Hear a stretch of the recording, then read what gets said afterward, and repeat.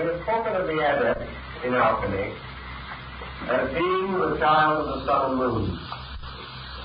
So that we have a basic triad established here of the sun, the moon, and the master. A triad which occurs in many esoteric systems. We know that the sun represents in alchemy the spiritual source or father of all things. The moon, the mysterious mother, or the mother of mysteries, great Diana, goddess of the Ephesians. We know therefore that heaven and earth, or God and nature, father and mother, sun and moon, generate the progeny or the child in conformity with the concept of the 47th proposition of Euclid. If therefore the adept is the child of the sun and moon, we know rather well his symbolism and the place would be occupied in the triune nature of man as he was studied and considered by ancient philosophy. We know that spirit and matter, through their minglings and blendings, produce the mysterious power which the Greeks term the soul. That the adept is therefore the diamond soul, as in the symbolism of Northern Buddhism. That he represents the power of the soul as the great transmuting agent in the universe. What then is the alchemical concept of soul? How are we to understand it? And how does this understanding differ from the more popular systems that we know today? It is obvious to the students of hermetic arts that the soul represents a compound. That it represents the combining or uniting of two qualities in themselves, not to be combined or united, except through some catalyzing agent. Spirit and matter, in themselves, are not easily brought into a compound. So the alchemist is told that the secret of his art is to make fire burn in water, and that water must feed the flame. Now we realize now in this that fire and water now play the part of the king and queen, or the heaven and earth. And that fire must be sustained by water, yet in our common experience, water extinguishes fire. So we are dealing not with the crude and rude elements that we know, but with certain mystical symbols, allegories based in chemistry, but extending far beyond our normal chemical speculations. The soul, being a compound, is combining two forces, or two principles, or two qualities. It represents a union of archetype and matter to produce what we call form. Therefore, within the pattern of soul lies the concept of the world form. For form must always be a compound. Form contains a compound of life and matter. It is life brought into organization through matter. It is life implanting itself or impressing itself as what Dermy calls the signatura rerum, upon the face of matter. Wherever life builds its forms and bodies, we have this formal principle. Bodies composed of matter bound together by life, and formed as an ensouled matter. It is the compound of life and substance. Thus the soul has a dual nature. part of its nature representing an extension downward from the sphere of life or consciousness, and part of its nature being an extension upward from the world of bodies, from the world of matter. Thus, in the great apocryphal book of Enoch, we hear the story of the sons of heaven descending to the daughters of men and taking them for wives, and the progeny were giants, and there were giants upon the earth in those days. Now the sons of God and the daughters of men are again spirits and bodies. The union of the principle of life brought into identity with the principle of matter, and these two combining to create organizations, organisms, compound creatures. And of this compounding, the most basic, according to the Greek, was this compound which is called the soul. Either the world soul, which is the compound of heaven and earth, or the human soul, which is the compound of consciousness and matter.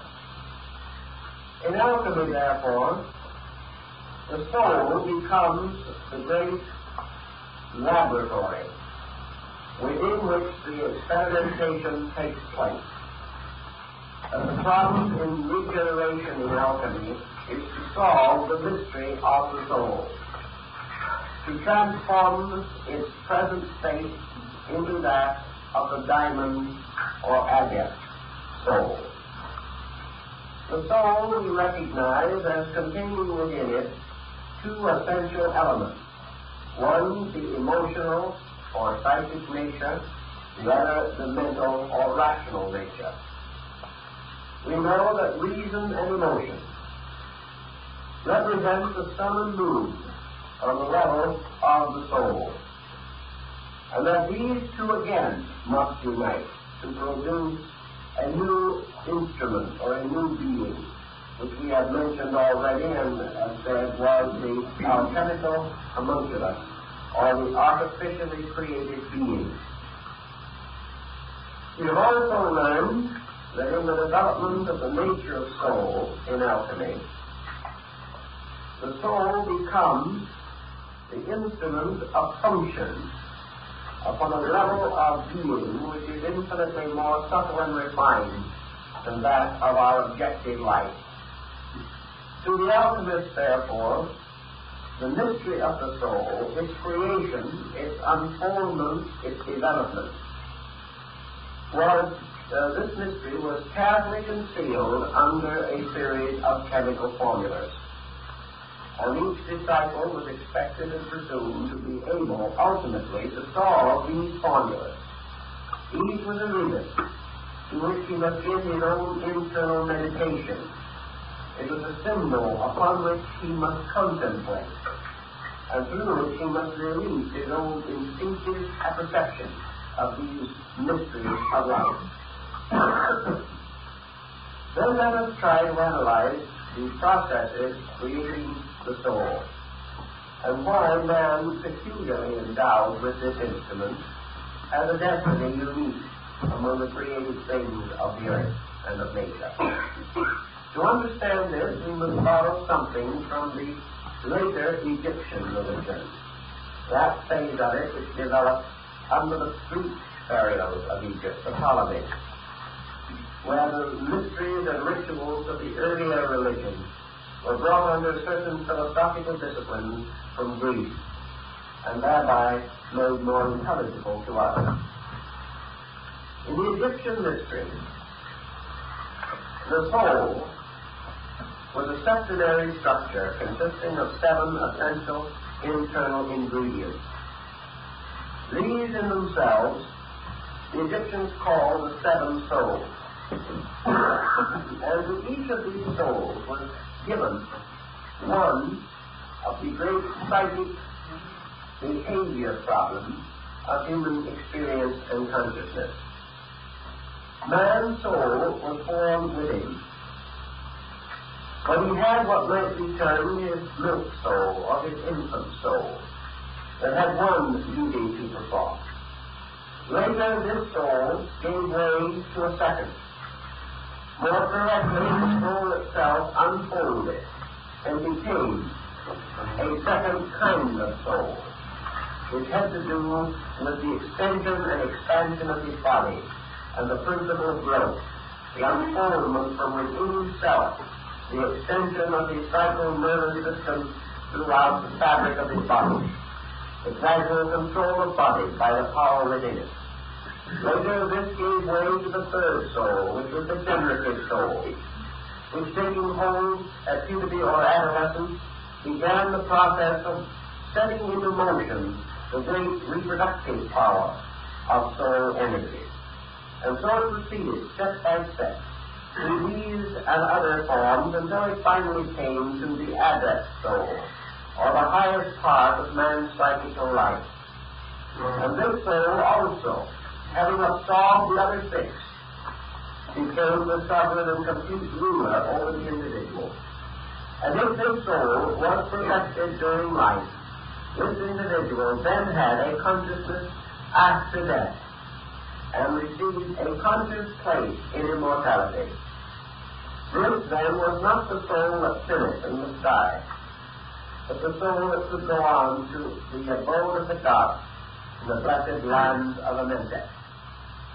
So the soul of man was something he had to earn, something he had to create or build by his own activities. And this soul manifested to him through the unfoldment of his own inner life.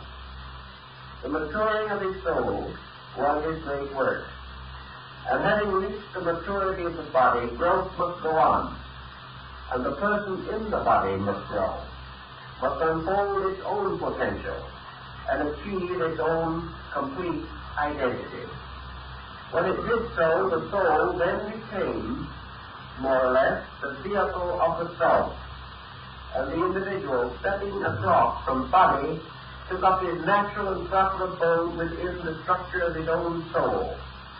He was then what the Egyptians called a blessed soul, one established in everlastingness, and having achieved then to the adept state. In a way, this is the same concept that underlies the concept of the Hindu Mahatma, or Mahatma simply means great soul, a being in whom this internal power has accomplished its transmutation or its wonderful work. In Christianity, the Messianic soul is represented by the avatar or the Christos. And this is the Christ in you, which is the hope of glory, and which, if it be lifted up, will raise all things unto it. Thus, the death and resurrection of the Messiah represents the soul cycle, or the death and resurrection of the life, or the life. Or as it would be termed in alchemy, the death and restoration of the man.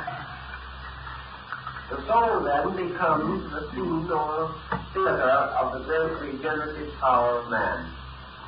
And it is composed by the release of these two polarized extremes of consciousness. One of the releases is achieved from below by the building of what we call the personality. And the personality, when properly and naturally matured, makes its positive contribution to the psychic and soul life of the individual. Through the building and integration of the personality, we achieve, therefore, one of the essential elements of the soul. We become masters of the working of salt. For salt represents, in alchemy, the power of experience, or the growth of man from below upward. The growth of his lower nature, we will say, the unfoldment of it towards the light of truth. Now, the lower nature of man ascends gradually through the physical, through the emotional and mental life, until finally it reaches the apex of its own achievement on the level of reason. Therefore, from below upward, man builds gradually the rational power, the rational faculties of his own nature. At the same time, the universality at the source of man build downward, creating step by step man's overtones or spiritual values, which gradually descending through the great powers of creative science have their final manifestation in the mingling of the upper and lower triangles, the triangle of man's growth from below and the inverted triangle of man's descent. These two meeting in their apices form this mysterious figure that resembles an hourglass, in which Father Time carries on his head in the alchemical rebus. Thus from above, or from the internal spiritual life of man, one force flows.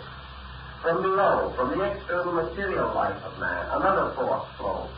These two forces meeting in the form of salt and sulfur. And the mingling or meeting of these two makes possible the birth of the homunculus. Yet this in itself cannot occur except with the presence of the aid of the third or androgen element, which is Mercury. And Mercury is a very powerful catalytic agent in alchemy, which makes possible the building or binding of the two principles. Now, let us try to understand this a little bit on the level of philosophy, so that we can follow the alchemical symbolism more easily. Man consists, in the esoteric systems of antiquity, of three essential natures. One is termed spirit, one is termed soul, the other is termed body. These three constitute a triad of conditions. They are represented in the universe by the great theological triad of heaven, earth, and hell. They are represented wherever symbolism arises as a threefold division of existence.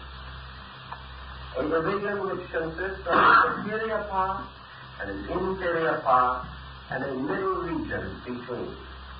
In the Nordic religions of the Gothic rites of Germany and the Organic rites of Scandinavia, the eternal tree, or the tree of the universe, is very much key to this symbolism. At the roots of the tree is down in the darkness of Helheim, where the serpents of oblivion are forever gnawing at its roots. The other part of the tree extends to the highest abode of the gods in Asgard, and here the spirits dwell, and Odin, seated upon his great throne, looks down upon the world. In the middle distance between the world of darkness below and the world of light above is Midgard, the abode of mortals. And here upon a flat plate-like surface in the old Gothic concept was the world surface as we see it, with mountains and rivers and continents. And here all the races of human beings dwelt, suspended or supported upon the branches of this great tree, twixt heaven and earth, or twixt the above and the below, between spirit and matter, ruling over all things. Thus humanity collectively is emblematic of the world soul. The human being is upon the level of the world soul development. And mankind is therefore the personification of the principle of soul.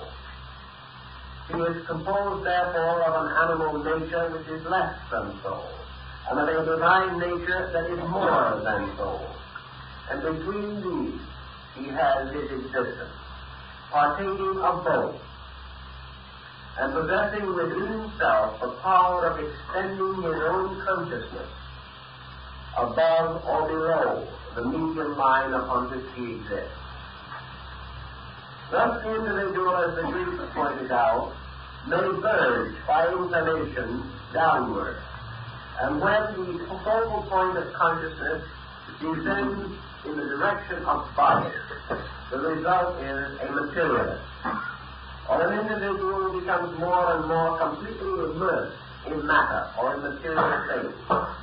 He was like Narcissus, who, seeing his own reflection in the pool, hastens to embrace his likeness, and falling into the pool is drowned. Thus the soul of man, seeking its own likeness in matter, rushes toward it, and in that way descends into the mystery of generation and becomes possessed and obsessed by bodies.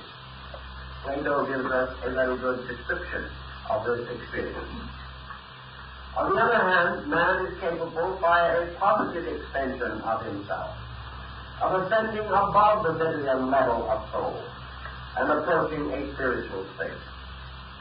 He thereby, through his aspiration, through the unfoldment of his own spiritual nature, becomes an idealist rather than a materialist. And by his ideal, he verges toward reality. Yet man, if he descends, may not remain constantly upon this lower level, because he is superior to it, and must inevitably drift back to his true place. Likewise, if he ascends above the level of his own integration, he may not be able to maintain this elevation, but falls back again into his own place. But man has a certain aura, a certain field of extension, either upward or downward, by which he can actually experience something of the divine and something of the base, something that is better than he is, something that is worse than he is. So he occupies this little distance and is the actual embodiment of the power of soul itself.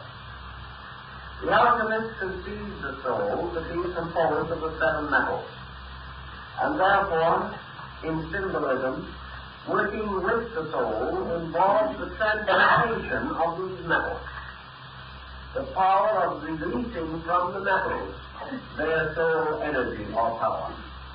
For as alchemy points out, when you are working with material medicine, you must work with material elements. But when you are seeking to remedy the sickness of the soul, you must work not with the bodies of the minerals and metals, but with their souls, or the energies which are locked within them. Thus it is not with growth of food metals that we shall correct the deficiencies of the soul. We must therefore have a special and refined metal, which we have passed through certain regeneration.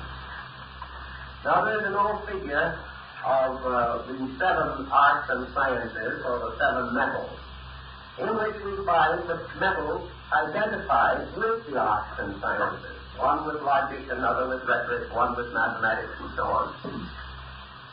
We then come to the realization that the seven liberal arts and sciences contain within themselves the keys to the transformation of the soul. Man has a body of learning, whether it be astronomy, mathematics, music, architecture, all of these subjects. And these seven arts and sciences arise because of soul. They originate in soul. They are vitalized into their own existence by the energy of soul. They belong to the level of soul. If they are debased, they become material arts and sciences. If they are spiritualized, they become divine arts and sciences. But both of these are extensions, one built downward and the other upward. The natural state of the arts and sciences being on the level of the soul itself. Therefore, in alchemy, the problem is to discover through art the means of releasing through the arts and sciences the mysterious soul powers which they possess. These releases correspond very, very closely with your yogic discipline. They correspond with all of your ancient mystical rites, because these are the arts and sciences as the outer vestment of a mystery. The individual who is willing and able to accept only the material forms of these things becomes learned upon the level of the mind and body only. But those who seek the mystery of the metals, who seek the mystery of the soul locked in them, will find that each art and science contains within it a secret remedy for a deficiency of the soul power. Thus alchemy begins the process of transmuting knowledge, transmuting learning from a material to a soul level. How are we then to understand the soul power locked within an art or science? Well, let us take one of these arts and sciences for the moment. We know that the Dionysians took architecture and revealed the mystery that was concealed within its symbolism. Let us pause and take, for instance, music. To see what music means, because it belongs to the mystery of the soul. Music is a soul art. It is an art which is capable of revealing to man more of the constitution of his own psychic nature. It was obvious to recognize that the lute or the lyre could be used to represent the entire mystery of soul power. He therefore created the instrument upon which he could play certain enchanted melodies.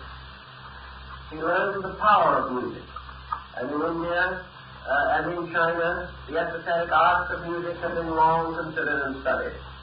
By degrees, through the knowledge of music, through the application of its principles, man can come to a clear and concise understanding of the nature of his own inner psychic life. Music becomes not only a key to interpret the soul, but it becomes a powerful instrument for the expression of the soul and its powers and energies. Thus, each of the arts and sciences becomes one of the dimensions of the soul's release project, and in turn gives man one of the facets or keys to his own understanding of soul life. Man being naturally a soul, living upon the level of soul, it means that he is suspended in his own existence between the spiritual and material extremes. And therefore he must advance upon this narrow path which divides him from the universe of causes above and the universe of effects below. He straddles these like the Colossus of Rhodes, or like the ancient man of the Kabbalah, with one foot upon the earth and the other upon the sea. And wherever the alchemical symbolism arises, we see the repetition of these figures.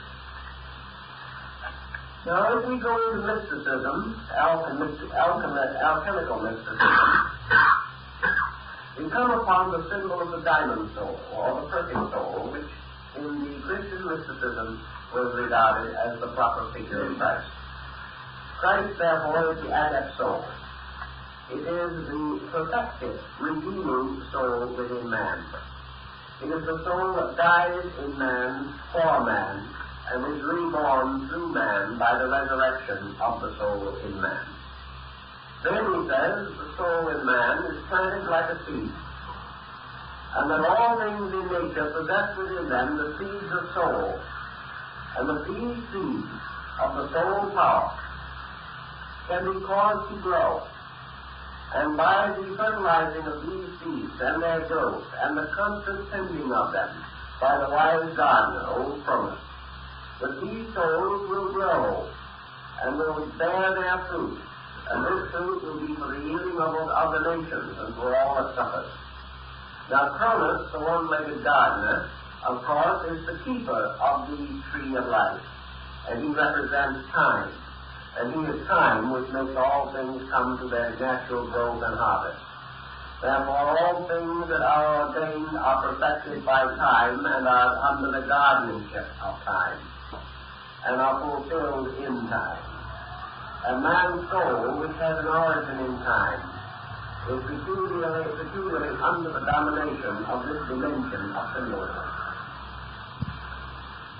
We know psychologically what we mean by the soul.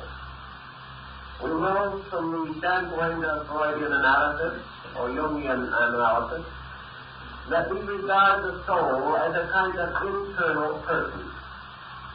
The ancients saw it as more than that, very much more than that. Although they would not refute much of what has been done since. They would demand that the whole thought be extended very much further. Let us then try to understand, without going into too many side issues, something of the situation with which we are primarily concerned at the moment.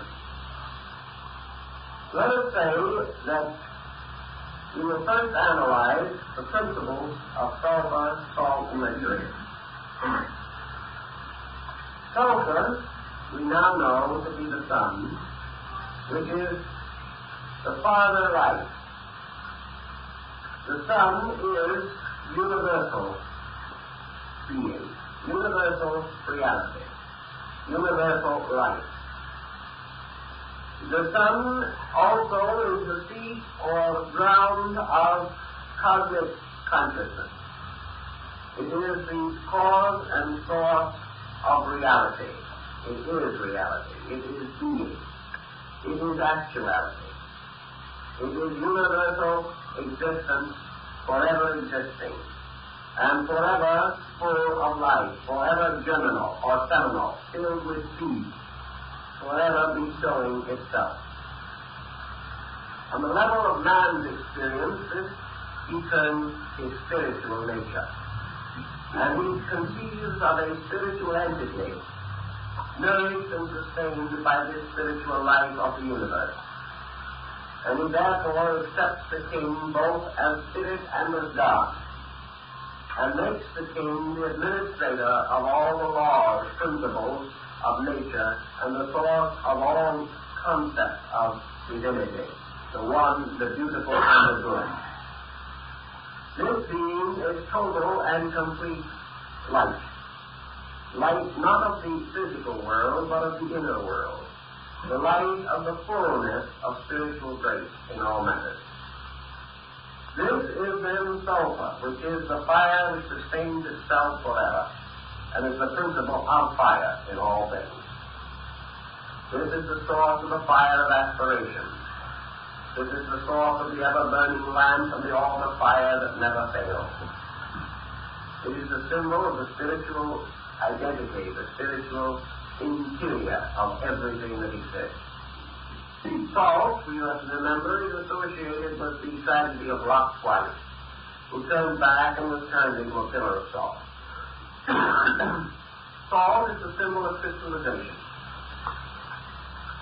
Salt then tells us the story of body. It tells us the story of matter.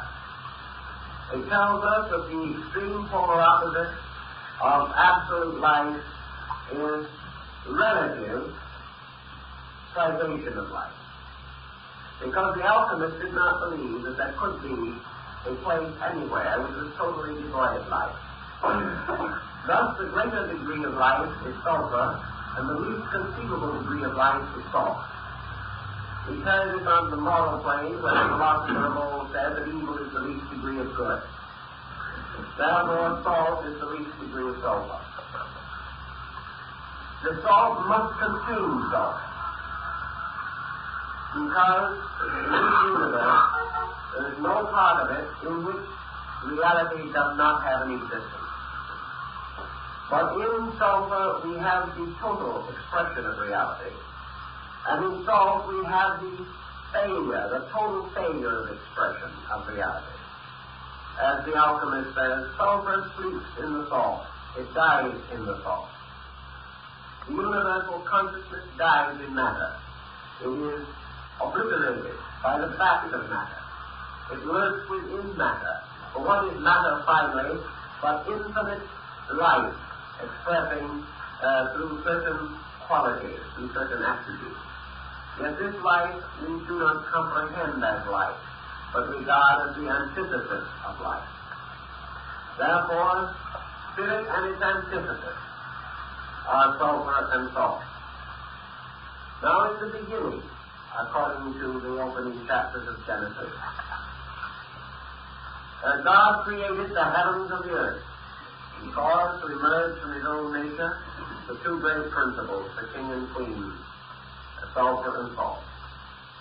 And the source, or the abyss, was without shape and void.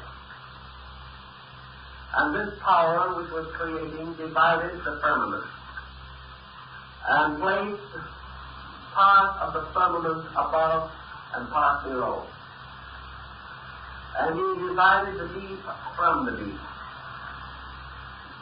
And in this process of causing this division to occur, we can use another very interesting alchemical device. In one of the early books of the great alchemist Lamstrix, we have a scene which shows the king, or the supreme power, moving in a whirlwind over the face of the deep. And we find the great abyss lying spread out below, And we have the scene of the power of God moving above and the great depth below. And the waters which were above the firmament were divided from the waters which were beneath the firmament. And the waters beneath the firmament were ocean. And the waters above the firmament were Shemayim, the water of life. And in the midst of these powers, in the midst of this great division that took place, there suddenly emerged the grand form of Elohim, the Creator. And the Elohim, or the builders, the seven powers, shooting out from the mystery of the Word, are suspended between heaven and earth. And here the seven powers gather together the form of the world, causing it to arise between the abyss and abyss, causing it to exist between time and eternity, and fashioning it magnificently from the abstract principle of sulfur and salt. And the seven powers which bring forth the creation, the Elohim, the vowels of the sacred word, are represented in the book of Lamprey by Mercury, the ancient, the great power of the catalizer, the winged being, the messenger from heaven to earth and from earth to heaven, who carrying his mysterious rod wound with the serpent, brings forth from the below the shadow of the world form and unites it above with the descending hierarchy of the world spirit. So between these two extremes of ether and chaos, time and eternity, being and not being, and out of the great darkness that David called the Umbra, comes forth the mystery of the primary and primordial generation. And this power, this mystery which came forth, is the world soul, described by the Greek authors as things with many heads, bearing all manner of likenesses and breaking through the age of time, born from the egg which is made by the whirlings of ether and chaos. All these symbols go right back to the same basic principle, namely that the ancients recognized that existence was the result of the striving of polarities, or of opposite beings, and Einstein has come to practically the same concept. That life and life as we know it are the friction of the motions, the qualitative motions of basic energy. Not the quantitative, but the qualitative motions. And that these bring forth the revealed form of things out of the great abyss, out of the great darkness. This is the meaning of the Hindu concept that these creations came as a result of will and yoga. The duality produces between itself a being in which its own attributes are present, and this being is called the soul, the universal soul, fashioned in the womb of chaos. And this soul becomes the basis of the creation of the human soul, which in turn is the child of striving, the progeny of the mingling of heaven and earth, of time and eternity, of being and not being. The soul of man is engendered by being and not being, by realization and ignorance, by experience and intuition, by reason and love, and by the minglings of all the opposites, which go to pour into this vast psychic container from which will be born the radiant form of the deity baby, bursting from the egg and taking power and supremacy over the dark field of mystery in which it was created or conceived. Soul, therefore, represents the objectification of spirit and matter, brought together as a being. And all things that emerge in the middle distances of man's experience are therefore distinctly related to soul itself.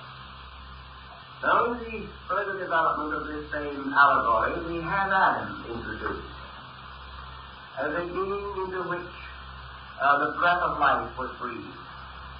Now, if we go back into the ancient Kabbalistic legends about Adam, we find that Adam's body was composed of the 7 planets, that each one of these great powers of space bestowed an attribute upon him. And each of these in turn gave a treasure to Adam, so that when he became a living thing, Adam contained within himself the 7 souls. And at that time it was also conceived that he was androgynous, male, female, in 2 forms united back to back, and that the Lord of the Elohim cut them asunder, and made the male-female being into a male and female being. Here again is a definite allegory about the soul, for the soul itself is essentially an androgynous being.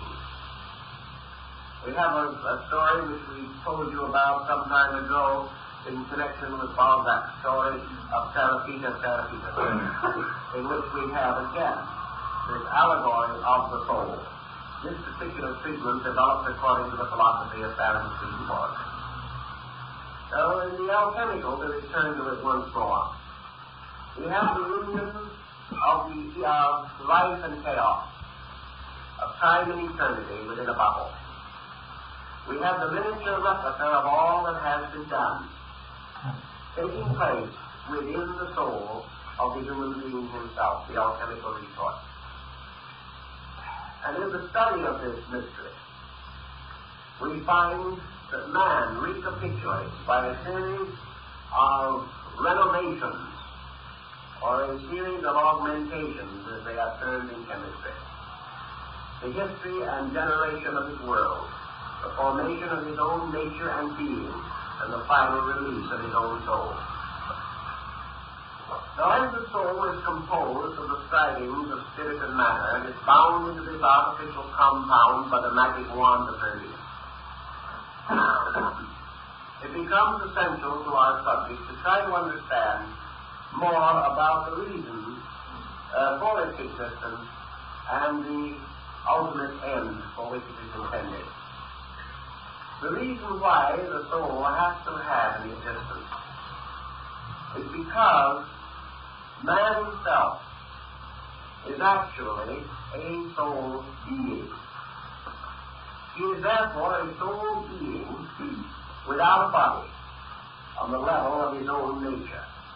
This is due to the emblematic or symbolic fall. For by the fall, a soul fell into a body. And because of this situation, it lost identity or orientation in its own nature. As man now lives in a physical body, it was the opinion of the alchemist that he lives in exile. He is in a kind of underworld. And this physical body can never be his home and can never be his natural abode. He lives in this as a safe tenant, as a condition of insufficiency and insecurity, because the being within the body is not content. The individual is not able to be completely a body, because he possesses attributes and qualities which do not belong to the body.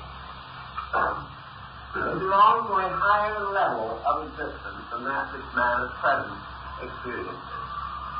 Yet man is not by nature capable of becoming a spirit and of ascending into the abode of eternal blessedness. He is yet imperfect in many ways and in need of great experience and wisdom. But he has a home that is proper to him, and that home is a different kind of body, a body real but invisible, a body which contains within it the archetypal forms of all physical things, but is much more subtle, much more sufficient to him than the form which he now occupies. In the alchemical symbolism of the early Jewish alchemists, the fall of man, his exile from paradise, and all these things are brought into the chemical symbolism. Because it is assumed that man is a wanderer, a stranger in body, that as long as he remains completely in body, he remains in a state inferior to his natural destiny. Therefore, as his growth proceeds, as he advances in the unfoldment of his own nature, he begins to build a new body within himself. A body which originates within his own heart, for the heart is the womb of the second body. And in this heart is born within him the concept of a superior state, a concept of a life apart from body, a life not an immortality after death, but a functioning existence. A man has lived a long time, and his race has existed a long time.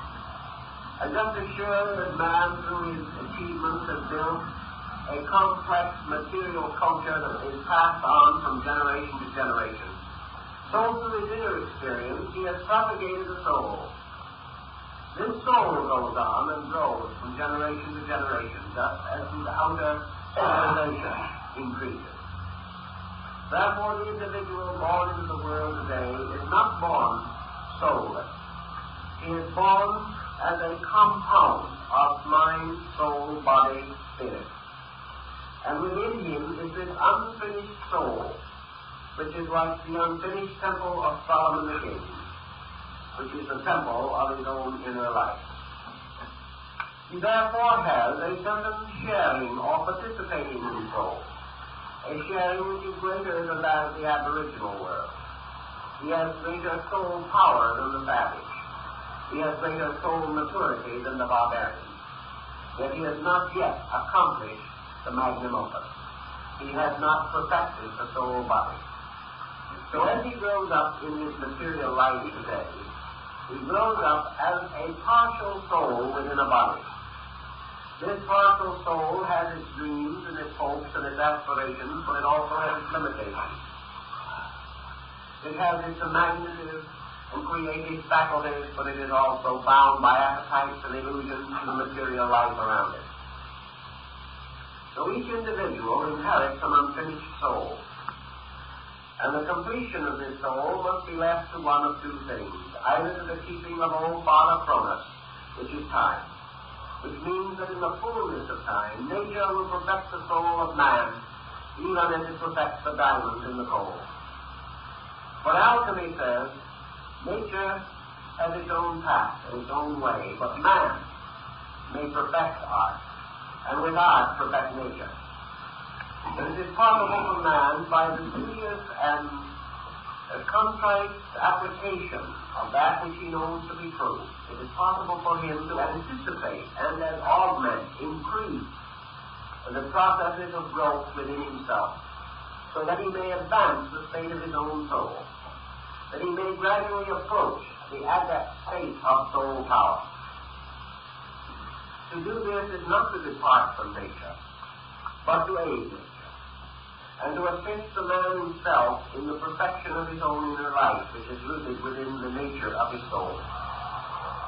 To do this again requires a great art, a great discipline, a great science of human regeneration. And under the name of alchemy was concealed this mystical art, this mystical science, by which man might approach the actual completion of his own soul life. Now, the beginning of this transformation or transmutation was then the study of chemistry.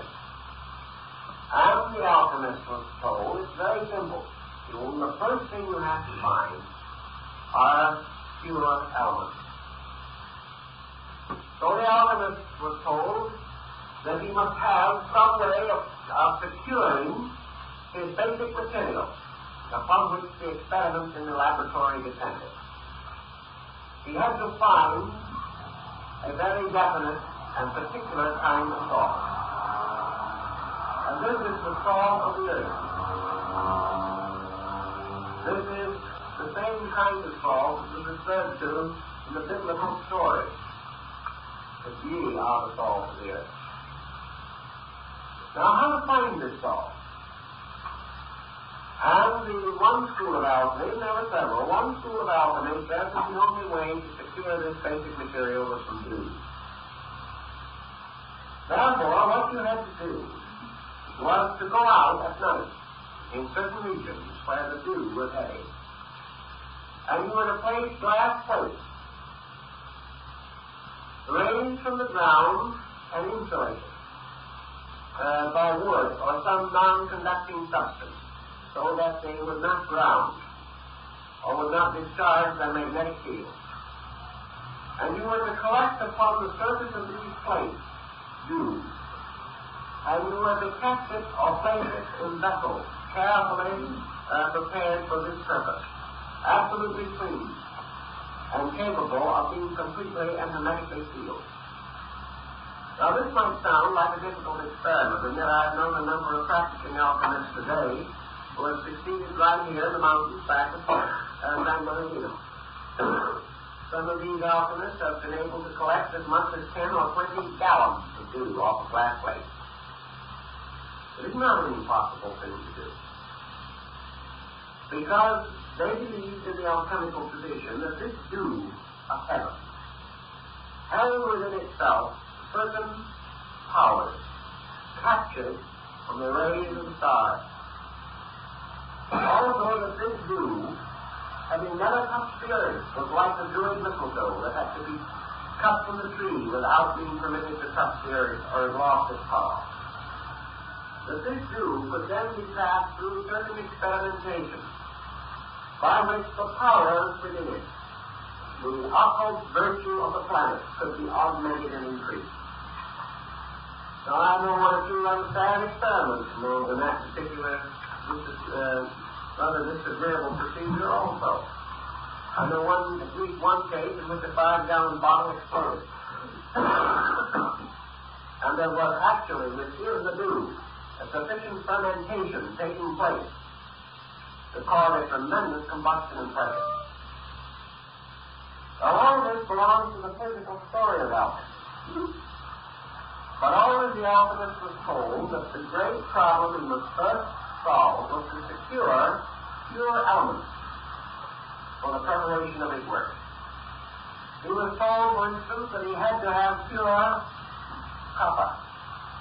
Not the copper you could buy even in the laboratory or in the chemist's shop, but pure copper, which could only be found under certain conditions and in certain places.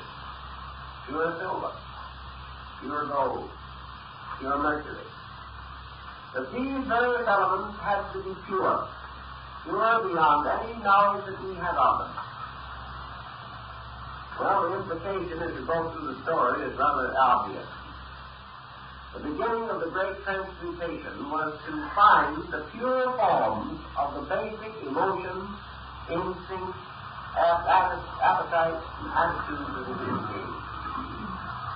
We had to find, for example, not just copper, but pure love. We had to find not just silver, but pure imagination. We had to find not zinc, but pure reason. Because each one of these elements was tied to a substance and to a planet and to a power in nature. Each one of these basic principles had to be pure. So we begin with an elaborate series of purifications, which are nothing more or less than a restatement of what were called the cathartic disciplines of classical philosophy. The individual looking for these pure elements could only hope to find them within himself. So the beginning of his art was the discovery of the purity of his own basic soul power. He had to purify the energies of the soul, which he must use in the accomplishment of the great experiment. Thus was the problem presented to him, that in all probability he would not be able to find these elements in an absolutely pure state. Consequently, his first duty after he had discovered elements suitable to his purpose was the continuance of the process of purification by fire.